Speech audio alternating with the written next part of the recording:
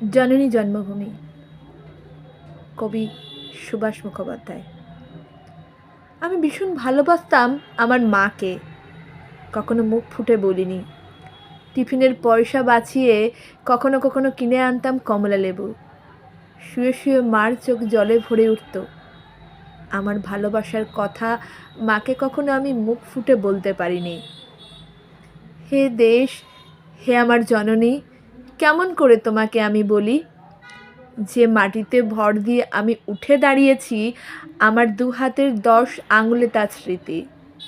আমি যা কিছু স্পর্শ করি সেখানেই হে জননী তুমি। আমার হৃদয় বিনা তোমারই হাতে বাজে। হে জননী, আমরা ভয় পাইনি। যারা তোমার মাটিতে নিষ্ঠুর থাবোয়া বাড়িয়েছে, আমরা তাদের ঘাড় ধরে সীমান্ত পার করে দেব। আমরা জীবনকে নিজের মতন করে সাজাচ্ছিলাম, আমরা সাজাতে থাকব। হে জননী, আমরা ভয় পাইনি। যজ্ঞে বিঘ্ন ঘটেছে বলে আমরা বিরক্ত। মুখ বন্ধ করে অক্লান্ত হতে হে জননী আমরা ভালোবাসার কথা বলে যাব। ধন্যবাদ।